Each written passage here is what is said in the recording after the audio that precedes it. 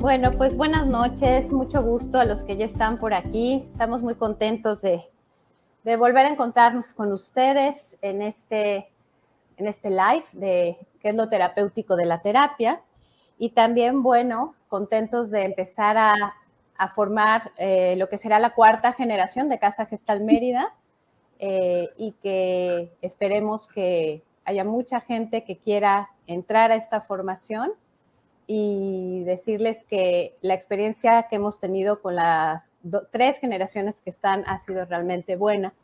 Entonces, además de que vamos a estar compartiendo con ustedes durante estos meses lives y algunas otras cosas, bueno, pues decirles que empezamos la cuarta generación en agosto de este año. Para los que estén interesados y quieran saber más del programa, pues nos encantará poder transmitirles lo que hacemos en Casa Gestal Mérida. Buenas noches, yo soy Marisa de Alba, directora de Casa Gestal Mérida. Hola, Julio. Hola, buenas noches. Yo soy Julio Polanco, coordinador académico, docente también de Casa Gestal Mérida. Y aprovecho ahorita que Marisa comentaba de la maestría, o sea, me gustaría también hablar de la especialidad en orientación humanista, ¿no?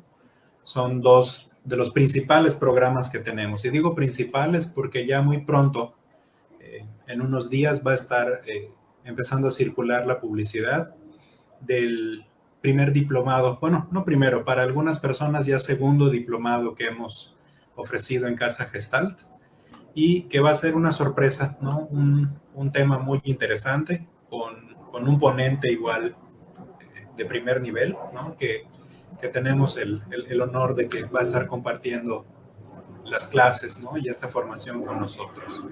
Pues bueno, bienvenidos, bienvenidas. Pues vamos a empezar con el tema que queremos charlar hoy. Bueno, pues se nos antojó este tema a Julio y a mí porque muchas veces vale la pena preguntarse qué es lo terapéutico en la terapia, qué es lo que hace de la terapia un lugar que nos hace sentir de una manera distinta como entramos, ¿no? Algo que me pareció muy interesante en esto es que mientras preparábamos esta charla, pues hicimos algunas entrevistas a nuestros pacientes, a algunos de nuestros pacientes. Y cuando preguntamos qué era para ellos lo terapéutico de su proceso de terapia hasta el momento, la primera pregunta que surgió es, explícame qué es terapéutico, ¿no?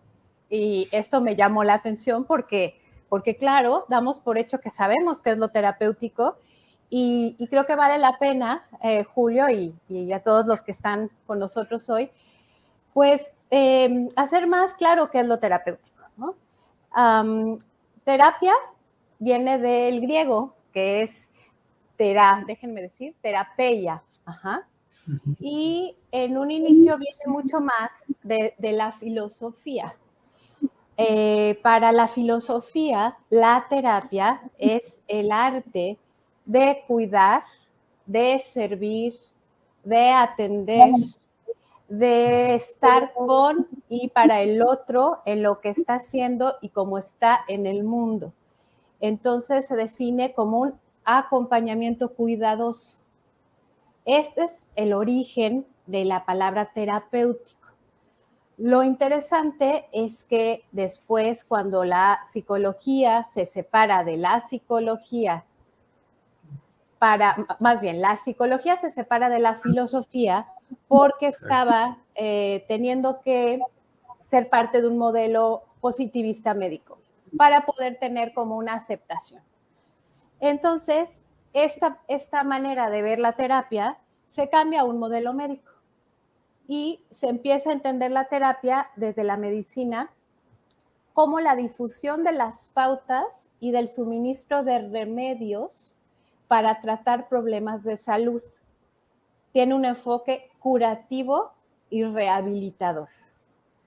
Entonces, pasamos del arte del cuidado, del acompañamiento, del estar con y para el otro, en cómo está siendo y estando en el mundo, a un enfoque de curar, diagnosticar, predecir obedeciendo pues al modelo que nos ha regido durante muchos años y que, como hemos platicado en otros lives, Julio, en ningún momento es malo, fue necesario y todavía es muy importante, pero me parece que entonces se olvidó de hablar de esta terapia, que es la que sustenta nuestro modelo filosófico y de intervención en Casa Gestal Mérida, que es una sí. terapia desde la filosofía que tiene que ver con el acompañamiento cuidadoso, con la presencia, con la disponibilidad y con estar con y para el otro en cómo está haciendo en este momento. Y me parece importante saber esta diferencia porque todavía mucha gente cuando va a terapia va con el fin de ser curado, sanado, sí. rehabilitado, diagnosticado y entonces es un cambio de paradigma, ¿no? Porque cuando uno le explica que no vamos a hacer eso, se quedan un poco quizá sorprendidos, otros decepcionados, otros dudosos de si esto será suficiente, ¿no? A mí lo que me gusta mucho pensar es que esto sorprende, no sé si me gusta mucho pensar, me llama la atención que siempre sorprende esto, ¿no? Cuando uno le dice al otro, no te voy a curar, no te voy a rehabilitar, no estás roto ni estás estropeado, no te tengo que arreglar, te voy a acompañar en el camino cuidadosamente con lo que está haciendo. A veces parece que no es suficiente, ¿no? No sé, ¿cómo escuchas estas diferencias? Sí. Es que, a ver, pienso en dos cosas ahorita que te voy escuchando, Marisa. Uno es, las palabras no son inocentes, ¿no? ¿A qué me refiero con esto? Cómo inicialmente tiene un sentido, ¿no? Tiene un significado y un contexto filosófico esta palabra, ¿no?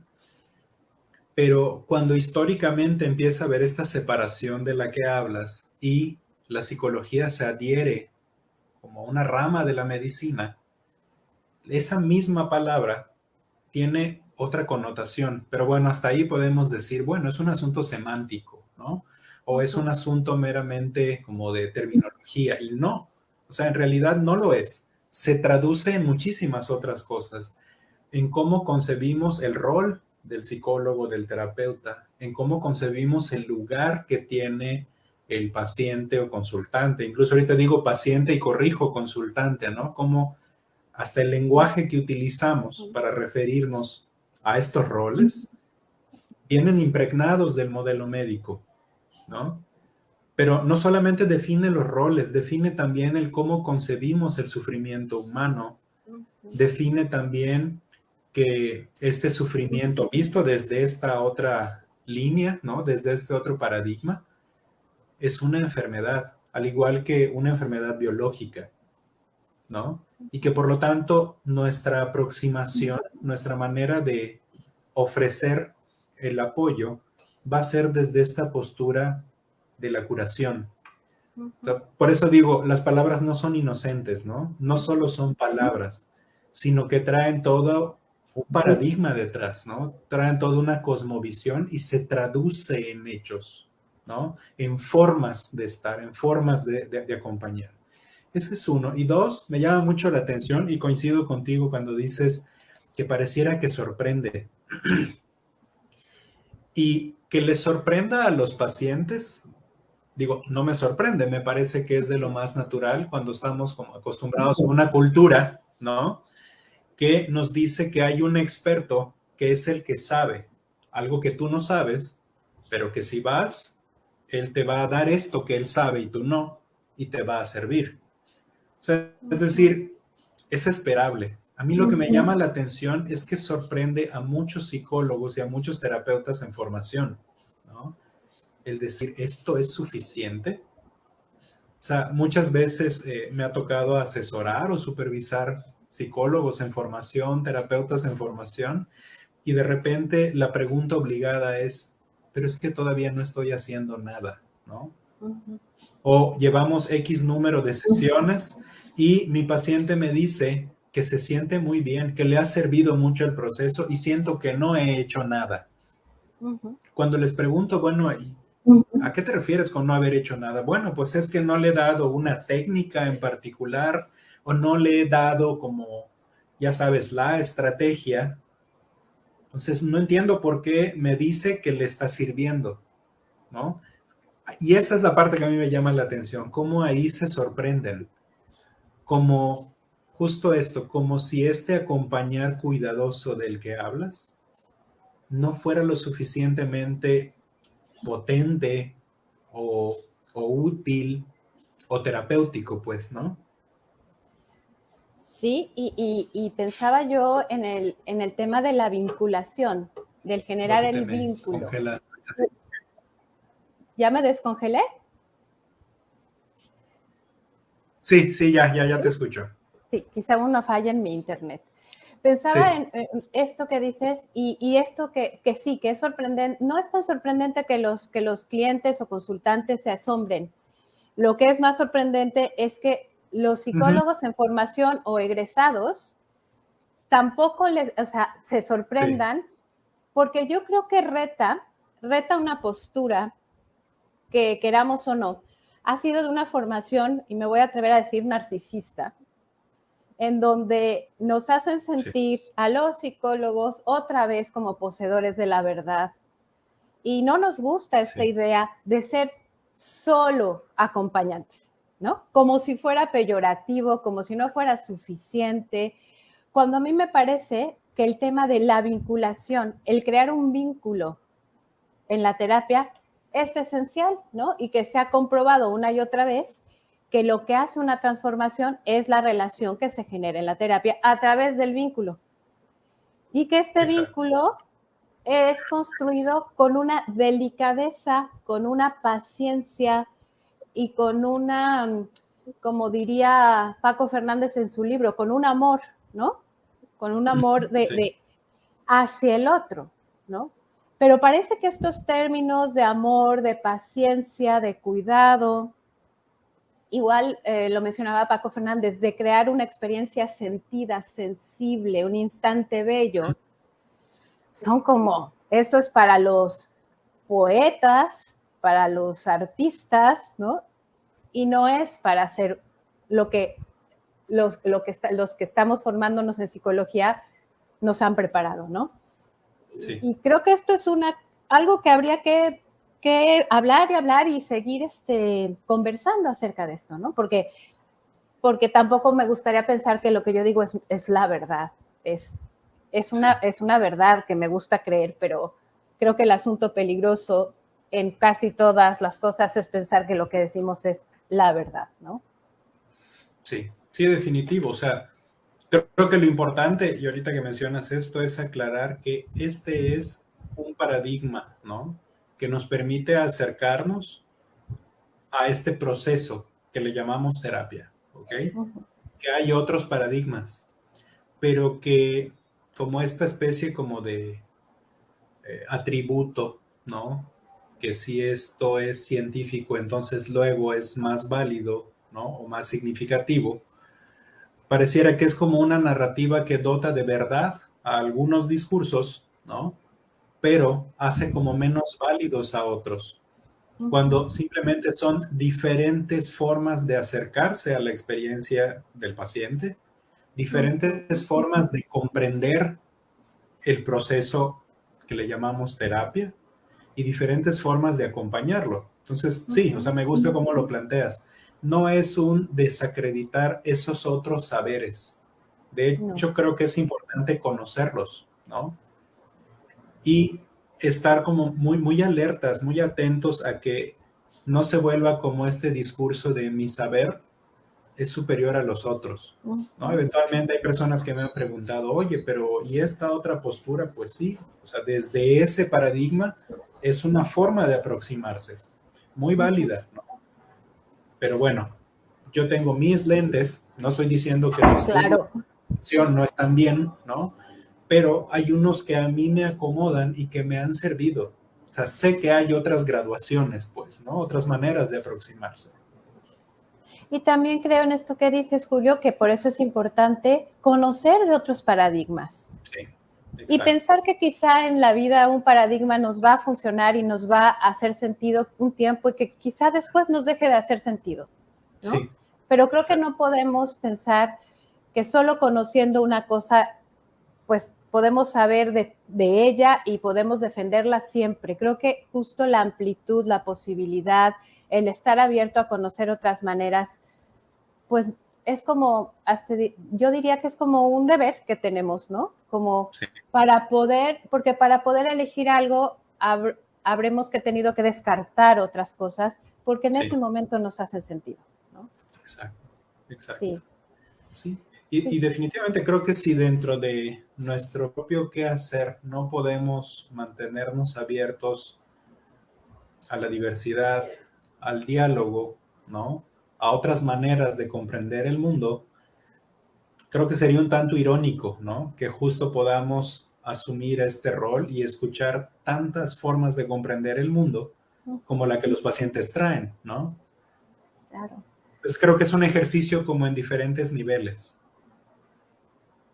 Sí, y creo que cuando no lo hacemos es porque tenemos mucho miedo y no queremos sentirnos en descontrol, ¿no? Exacto.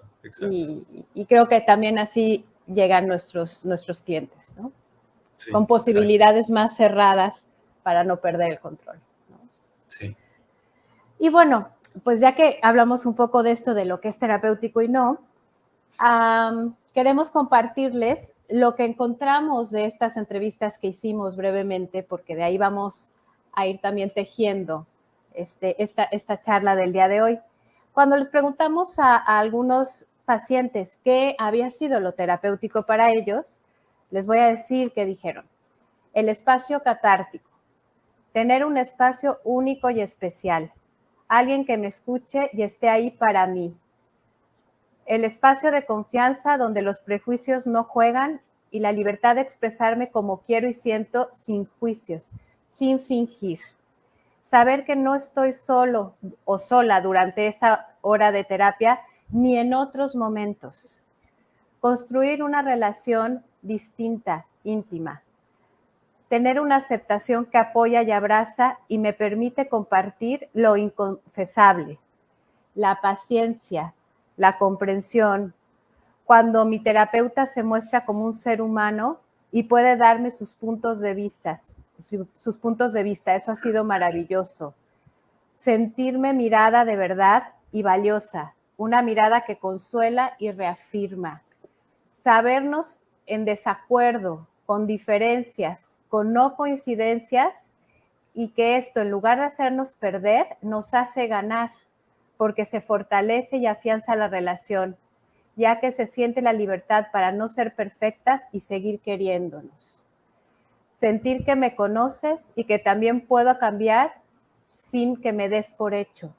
El interés genuino por todo lo que estoy siendo y que crees en mí. Estas son las cosas que pudieron decir algunas de los pacientes que nos hicieron el enorme favor de contestarnos qué era lo terapéutico para ellos. Cuando la gente se siente así, entonces lo que pasa con ellos es: creo en mí. Durante el proceso terapéutico o después de haber llevado un proceso terapéutico, lo que me pasó, si tengo estas cualidades mencionadas, si tengo este espacio, es que creo en mí, me siento valiosa, reconozco mi fuerza, encuentro y genero recursos que nunca imaginé que podría tener o desarrollar.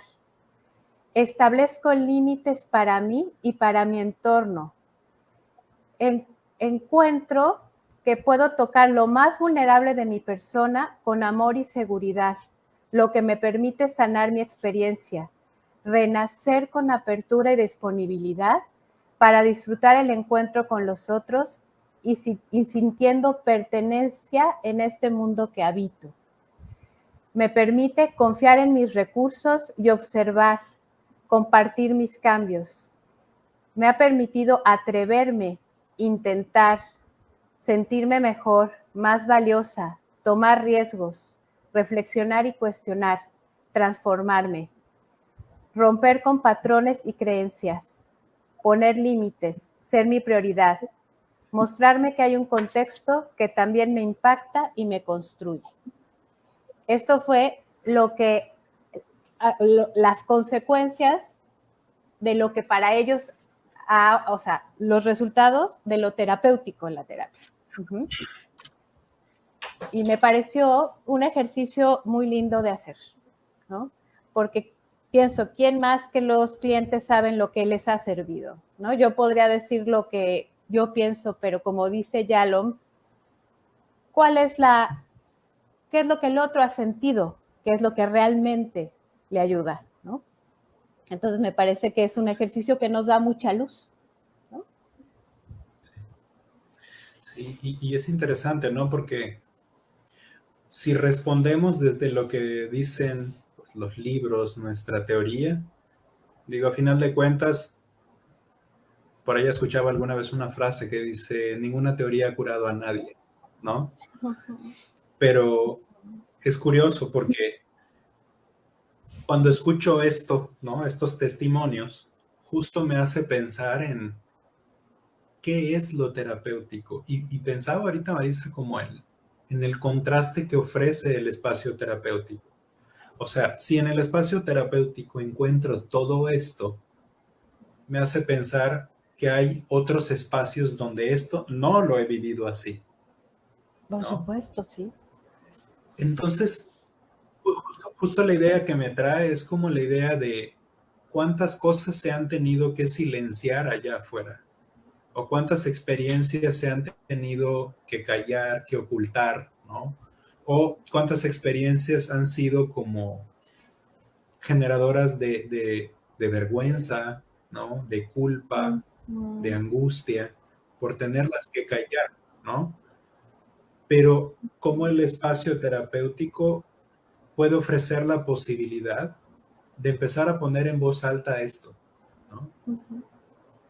Y me lleva a la expresión de dignidad, ¿no? Sí. Como el hecho de dignificar mi experiencia, que si estoy en el espacio terapéutico, esta que es mi verdad, que tal vez no sea compartida por otros, pero es mía, es digna, ¿no? Y es legítima y es válida para mí, ¿ok? Pero creo que es ahí donde entra la importancia de este acompañar cuidadoso del que hablabas al inicio. Porque si el terapeuta no está en este ejercicio de acompañar cuidadoso, pudiera ser fácil que repitamos justo lo que pasó allá afuera y que llevó a la persona a silenciarse. Entonces es como un espacio en el que no sé si decir que se devuelve, ¿no? Porque tal vez suene un tanto arrogante ahorita que lo pienso, ¿no? O se reconstruye la experiencia de dignidad. Sí, sí, pensaban ¿Qué piensas de esto, Marisa? se reconstruye, se recuerda la dignidad, si es que algún día la tuvimos, ¿no? Bueno, pienso cuando dijiste que si es lo que encuentran en este espacio, sí, es porque nosotros no lo han tenido. Sí. Y me dejó pensando y sintiendo mucho. Cuando lo dijiste fue como, ay, qué me pareció triste, quizá terrible, preocupante, que hayan pocos espacios en nuestras vidas en donde podamos tener un espacio seguro, un espacio que donde nos sintamos mirados, validados, escuchados, comprendidos, aceptados. Claro, lo voy diciendo y digo, claro, es difícil, es muy difícil. Y pensaba lo frágiles que estamos en el mundo, lo solos que nos empezamos a sentir, ¿no? Porque además, creo que además de reconstruir la dignidad, y creo que reconstruir la dignidad tiene que ver con ser mirado, y esto que decían nuestros clientes, que crees en mí, que me ves como alguien que de verdad tengo recursos, que estás apostándome, ¿no? O sea, como que de verdad hay una sensación de que confiamos y que creemos en lo valiosos que son, ¿no? Sí. Y entonces creo que esta mirada dignifica. La mirada que tenemos como terapeutas en este espacio es una mirada que tiene que dignificar, que tiene que hacer al otro salir de esta vergüenza, porque la vergüenza es esta mirada que se baja para no encontrarme contigo y ser descubierto como un farsante o como alguien incómodo o como alguien no digno, ¿no? Entonces, desde que alguien que perdió el derecho. Perdón. Sí, como alguien que perdió el derecho, pero pensaba también el derecho a pertenecer, ¿no? Es como, por esto que soy o por esto que siento, ya no tengo un lugar, lo perdí, ¿no? Sí. Y entonces pienso en un movimiento como de cómo podemos llegar así y cómo la mirada nos va haciendo que, del otro va haciendo que podamos mirarlo, ¿no? Y salir de esta soledad y de este aislamiento en donde nos hemos tenido que colocar para sobrevivir, ¿no? Y entonces me parece que la labor terapéutica mirada desde este lugar, que nos gusta mirarla a ti y a mí y a los que quizá nos están escuchando, ¿no? Es un gran espacio, ¿no? Pensaría que es esto, que es un espacio que reivindica y que vincula y que nos hace sentir que tenemos derecho a existir de la mejor manera, ¿no? Sí. Y fíjate cómo viéndolo desde ahí, vuelvo a recuperar las ideas iniciales de cómo se conceptualiza la terapia, ¿no? Podemos mirar esto que acabas de decir desde los lentes filosóficos, ¿no? Y si lo vemos desde allá y entendemos la filosofía como esta disciplina que nos ayuda a comprender o al menos a plantearnos preguntas para ver si podemos entender nuestro estar en el mundo. Y el otro camino que es entender la terapia como un camino curativo, que algo que cura una enfermedad, ¿no? Entonces es como justo esta experiencia de dignidad, si la miramos como enfermedad, qué duro, ¿no? Porque creo que justo la etiqueta, ¿no? Es lo que genera esta sensación de vergüenza. Pero si lo miramos como un sufrimiento humano, es como recuperar el derecho de volver a pertenecer al mundo. Es decir, como esta experiencia que traigo, la que sea que haya yo vivido, no me quita mi derecho ni mi lugar en el mundo. Puedo seguir estando en él, aún con mis heridas, ¿no? Aún con mis roturas, si es que esta palabra cabe, ¿no? Entonces creo que ahí hay una aparentemente como sutil pero gran diferencia en cómo conceptualizamos la terapia. Sí. Tal vez no hay nada que curar, ¿no? Yo creo que no hay nada que curar, ¿no?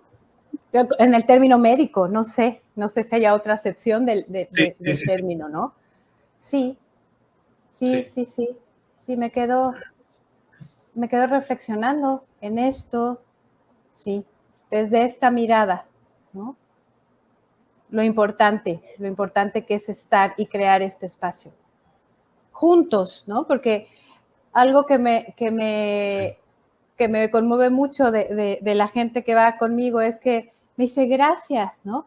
Y le digo, pues gracias a los dos o a las dos, porque sin ti esto no se construye, sin tu presencia, sin tu valentía, sin tu arrojo, sin tu confianza en mí, ¿no? Y yo siempre creo que estar en el encuentro con el otro es un privilegio. Es un privilegio que no podemos dejar pasar. Es un regalo, ¿no? A mí me gusta verlo así, ¿no? Sí, exacto.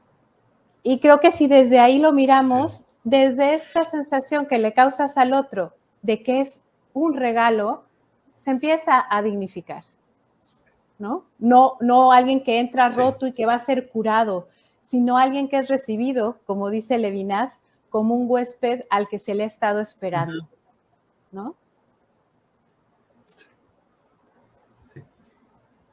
Sí, totalmente. Y fíjate que cuando lo miramos así, o sea, vuelvo a confirmar esta idea, no hay nada que curar, ¿no? Sino hay como un espacio que hacer, como un hacerle lugar a otro. Sí. hacer este sitio, ¿no? Y cuando dices esto me acuerdo de las Sí. películas norteamericanas en donde siempre se ejemplifica al niño nuevo que sube al transporte escolar y que todo el mundo pone su mochila para que no se siente al lado. Y eso crea una gran vergüenza, ¿no? Porque te hace sentir que no eres de ahí, que eres extranjero y que no eres aceptado. Aquí veía un comentario de Francisco, de Ale, que sí, el costo de pertenecer, ¿no? Y cuando alguien quita su mochila y te hace el espacio, en ese momento te devuelve la dignidad, ¿no? En ese momento es una experiencia de alguien hizo un sitio para mí. Y pienso que esto del sitio es muy importante, crear el espacio, el sitio, ¿no? Hacerle lugar, ¿no? Sí, y fíjate, eso me lleva igual a algo, ¿no? Como para hacerle lugar a alguien, ¿no? Implica una serie de procesos previos, ¿no? De entrada, verlo, o sea, mirarlo. Es decir, y no me refiero solo al acto, ¿no? Visual, sino al acto de reconocer que ahí está, ¿ok? También creo que implica esta responsabilidad personal. Él ahí está, pero no es ajeno a mí, ¿ok? Al igual que él, yo pudiera estar no teniendo un lugar o no siendo visto. Así que por lo tanto asumo una postura. Regreso a esta analogía de los transportes escolares, ¿no? Quito la mochila y le ofrezco un lugar. Es decir, como a través de este proceso de reconocerlo, de asumirme como copartícipe, también puedo darle la bienvenida. O sea, y en ese sentido es como un ejercicio que podemos hacer todos, ¿no? Hacerle lugar al otro, ¿no? Y no seguir como siendo como cómplice de esta exclusión, ¿no? Dejando la mochila y mirando hacia la ventana para que piense que no lo vi. Y pensaba en esta misma analogía que dices, de estos pasos que implican hacerle sitio al otro, implica quitarme lugar a mí para que el otro esté, ¿no? O sea, implica que yo cargue la mochila que estaba ocupando un espacio para que el otro esté. Y creo que es esto, implica compartirme e implica, como tú dices, involucrarme, ¿no? Implica abandonar mi comodidad de aislamiento. Un compromiso, ¿no? Implica un compromiso. Sí. Y a ver, fíjate, creo que llevando un poquito más allá esto, también implica un riesgo, ¿no? Un riesgo de que me va a ver más de cerca, ¿no? Que los otros serán testigos de que di un lugar, ¿no? Y abre la posibilidad, pienso en esta idea de Sartre, ¿no? De cuando elijo para mí, elijo para el mundo, elijo para los otros, ¿no? También abre la posibilidad de mostrar que este es un camino, ¿no? El dejar de voltear a ver para otro lado y hacerle lugar a los otros. Entonces pienso justo en un proceso, y ahorita lo aterrizo al contexto terapéutico. Es algo que también he visto que empieza a pasar. Cuando los pacientes empiezan a darse cuenta y empiezan a reflexionar sobre la importancia de sentirse vistos, se dan cuenta del lugar que tienen con otros y empiezan a hacerle lugar a otros, ¿no? O sea, pienso como en este efecto de onda que tiene. Y vuelvo a confirmar la terapia como un espacio de una filosofía aplicada y no de una enfermedad que hay que curar. Claro. ¿Qué piensas de esto? Totalmente, y creo que se replica. Creo que lo que sucede en el espacio terapéutico, que es un microcosmos, en donde nos entrenamos, ¿no? Pues esto se replica afuera. Nos da herramientas, nos da estas posibilidades que antes no teníamos. ¿no? Es algo que se puede multiplicar allá afuera.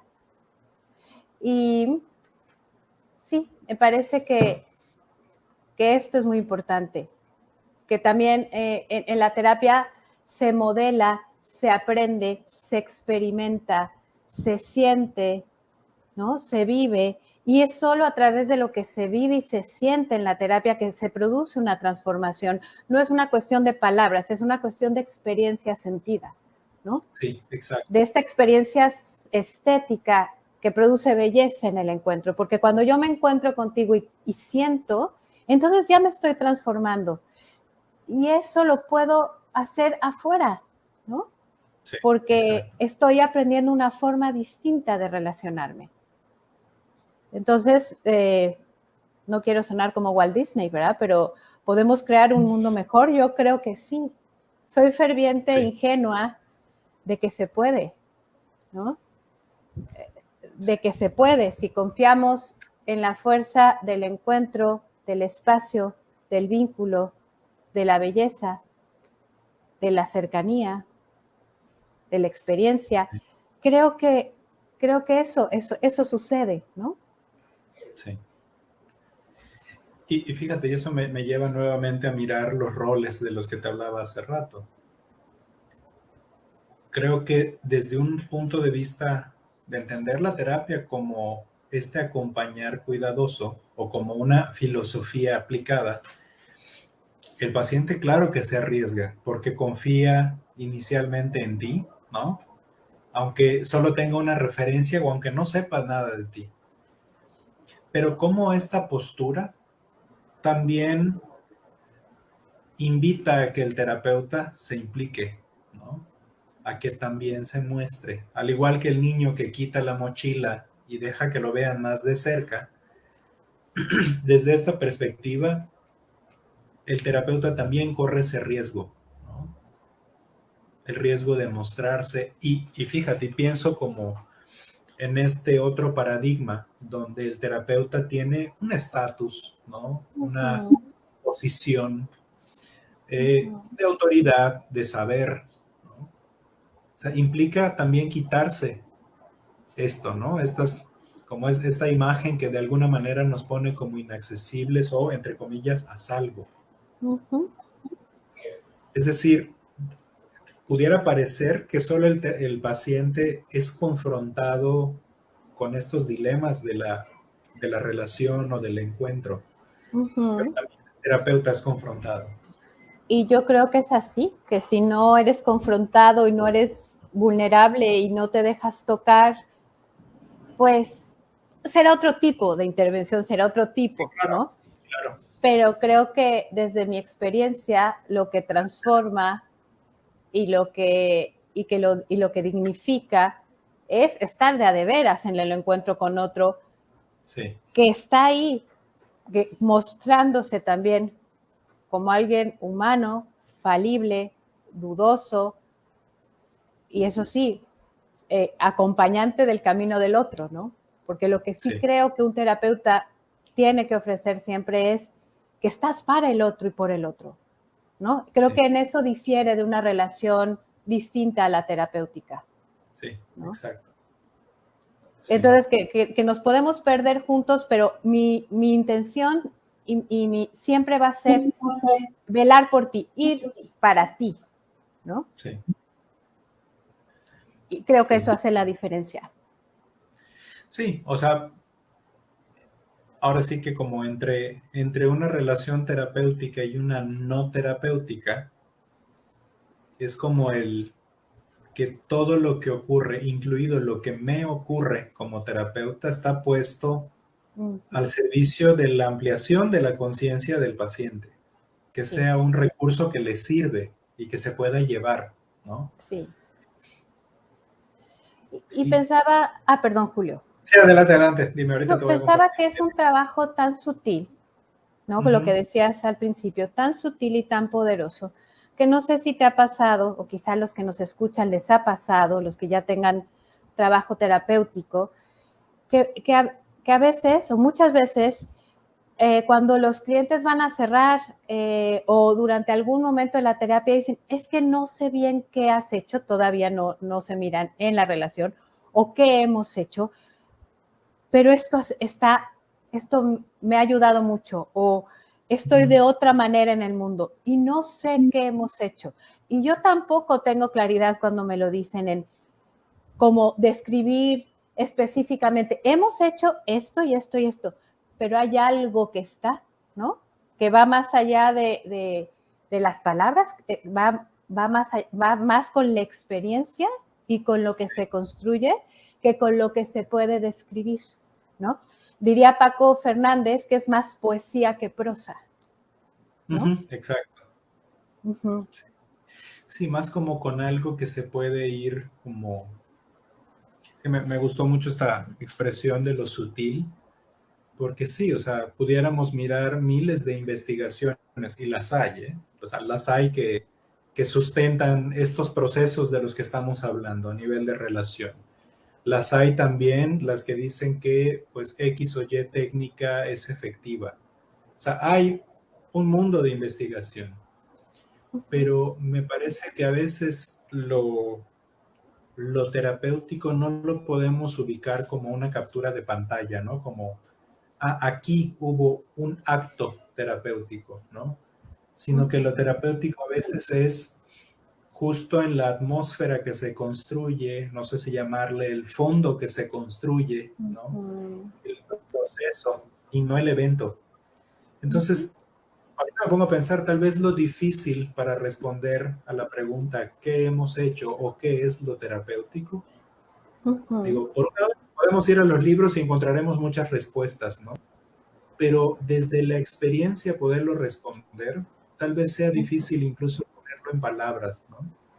Porque tiene que ver justo con lo que hemos hecho, con aquello que está alrededor de nosotros. Y creo que muchas veces, estoy seguro que esto te ha pasado, ¿no? Los pacientes pudieran pensar que solamente ellos notan cambios en sí mismos, que hizo algo especial o particular, sin ponerse a pensar de que también tú tienes cambios, también a ti se te plantean muchas preguntas, también te transformas. Sí. Entonces pienso como lo terapéutico, ¿no? O sea, lo pongo así, como algo indefinido, como lo terapéutico se encuentra en esa interacción. En otros momentos hemos hablado de la relación, pero creo que ahorita es como platicar un poquito más de estos detalles, de esto sutil, de esta poesía en que citabas a Paco Fernández, que ocurre y que a veces es difícil de nombrar. Sí, totalmente, porque creo que, y creo que por eso existe la poesía, porque no es literal, habla más de un proceso, habla más de sí, de esto que se genera en el encuentro, ¿no? Que no se puede poner en palabras tal cual y que engloba mucho más, ¿no? Que la experiencia Sí. siempre, o sea, que nos faltan palabras para describir la experiencia. Y pienso sí en estos encuentros en donde se genera la belleza, Julio, ¿no? La belleza que si un psicoanalista me escucha, creo que no le caería yo muy bien, y si un cognitivo conductual férreo, porque sé que hay otros que son mucho más integradores, ¿no? No sé qué diría de hablar de belleza en terapia, pero a mí me parece que sí hay que construir encuentros bellos, porque la belleza es este lenguaje que va más allá, ¿no? Que se relaciona a nuestras expresiones sin palabras, ¿no? Sí. Sí, y fíjate ahorita que hablas de belleza y de poesía, pienso justo en lo sensible, ¿no?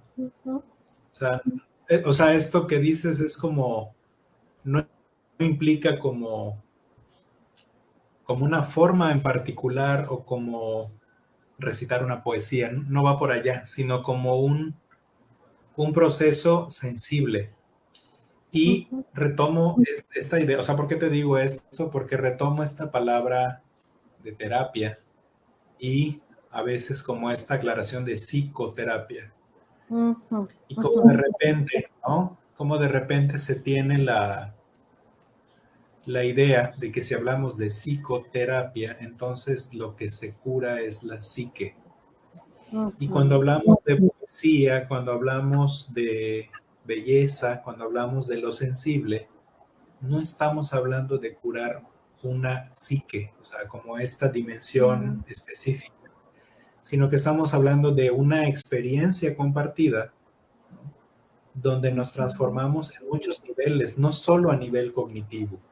O sea, no es un descartar lo cognitivo, sino que la transformación ocurre en varios niveles, ¿no? O sea, este es como, hacia ahí va el punto que quería aclarar. No estamos hablando solo de una parte de la experiencia, sino de la experiencia como una totalidad. Sí, porque pensaba que el cuerpo involucra a la mente, ¿no? Sí. Exacto. O sea, no hay manera que no sea una experiencia que es toda, que es completa, porque hemos también tendido a pensar que si pensamos no estamos en el cuerpo, y pues claro que estamos en el cuerpo, ¿no? Claro. Somos seres integrales totalmente. Entonces la experiencia es holística, es integral, es completa, ¿no? Sí. Y es esto que dice la Gestalt, ¿no? Que somos, y bueno, y la fenomenología, que somos más que la suma de las partes, ¿no? Sí, exacto. Exacto. Bien, vamos a checar algunos comentarios. Sí. Bien. Un comentario que hace Rubí con esto, ¿no? Qué hermoso pensar que alguien puede sentir ese reconocimiento en un espacio terapéutico, sentirse cómodo en el acompañamiento, sentirse validado, reconocerse. Sí, totalmente, Rubí. Comentario de Francisco. Me gusta esta frase, ¿no? Un mundo donde quepan otros mundos.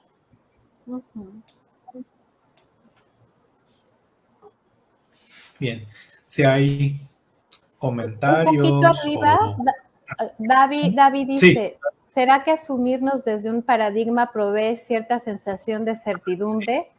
Y Ale Monreal dice, claro, la incertidumbre asusta y asusta mucho, ¿no? Sí, y sí, exacto. Sí, creo que el paradigma nos ayuda a sostenernos mejor y que los paradigmas que nos sacan de la ecuación más, ¿no? Porque el paradigma en el que nosotros estamos sostenidos es un paradigma que nos pone, nos compromete y nos hace hacerle sitio al otro. Y eso implica una gran responsabilidad, ¿no? Sí, exactamente. Pues bien, para ir concluyendo, ¿no? No sentí que se fuera tan rápido, 1 hora, ¿no? Pueden compartir algún comentario, alguna pregunta, alguna reflexión.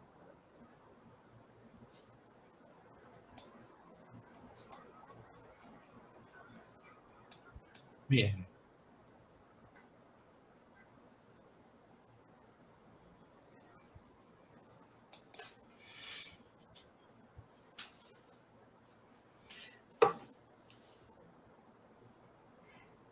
A mí me gustaría un comentario que no entiendo, es Clau Caps, arriba del de Rubí. Hola, Clau.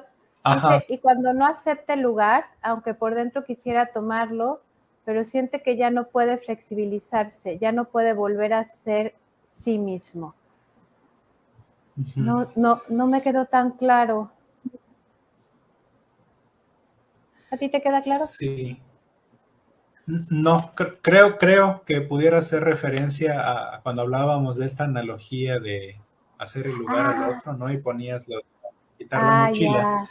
Pero bueno, no me queda claro como ya, sí. La idea. Sí. Sí, gracias.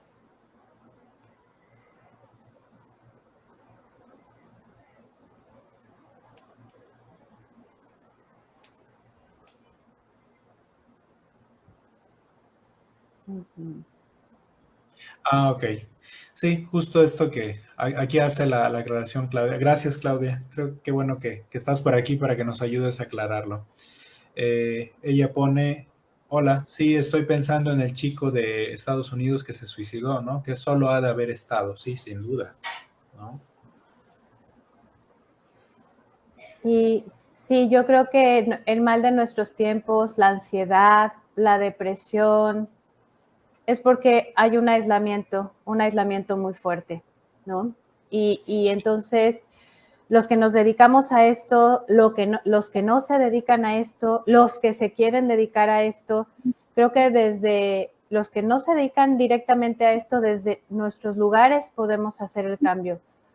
Los que nos dedicamos a esto o los que se van a dedicar a esto, creo que de verdad tenemos en nuestras manos algo muy bello y algo muy comprometido, porque yo sí creo que los trastornos de ansiedad generalizada y depresión más profunda que después llevan a los suicidios, tiene que ver con una sensación de no sentirnos validados ni dignos en este mundo, ¿no? Que no hay sitio para nosotros. A mí me gustaría quedarme Sí, con la analogía de hagamos sitio al otro, aunque nos incomode al principio, aunque sí, no queramos ceder el lugar, aunque nos vean los demás como, ¿por qué le estás cediendo el sitio a él si ni lo conoces? ¿No? Y esto lo podemos hacer todos los días, ¿no? En nuestra cotidianeidad. Sí. sí, totalmente. Sí, me gusta mucho igual esta idea de hacer sitio, ¿no? Con los riesgos que eso implica. Y cuando digo riesgos, no solamente hablo de como de lo malo, de lo negativo, ¿no? Uh-huh. Sino del riesgo que implica también transformarse, ¿no? Como ser Sí. tocado, ¿no? El riesgo que implica como replantear incluso mi propia identidad, ¿no? Esta versión como clara, fija y bien armada que puedo tener de mí mismo. O sea, también ahí hay un riesgo, ¿no? De irme replanteando. Totalmente, Julio, porque cuando yo abro mi vida al otro, estoy dispuesto a que abran mi vida. Y a lo mejor descubro Sí, cosas que no sabía de mí, ¿no? O me descubro pensando distinto y eso me impacta, ¿no? sí, exactamente. Fíjate, hay un comentario, Marisa, que me llama la atención de Jorge. Saludos, Jorge. Qué gusto verte por acá. Y me llama la atención, digo, me parece interesante lo que plantea, ¿no? Dice, y para tener una relación horizontal con el otro hay que quitar varias mochilas, ¿no? De entrada, mi deseo es que ojalá muchas mochilas, ¿no? Pudieran estar como en las piernas de su dueño y que haya el lugar disponible. Pero justo retomo esto último que decías, Marisa, como tal vez nos toca como asumir, ¿no? Ese compromiso, esa responsabilidad, esa corresponsabilidad con los otros, saberme que estoy implicado en el mundo con los otros y tal vez empezar por quitar la mía, ¿no? Ojalá, me encantaría que todo el mundo ofreciera el espacio, ¿no? Uh-huh. Pero al menos que esa persona sepa que junto a mí hay un lugar en el autobús. Uh-huh. Sí, sí, sí. Pues Bien. muchas gracias, Julio. Muchas gracias a los que nos acompañaron hoy con sus comentarios.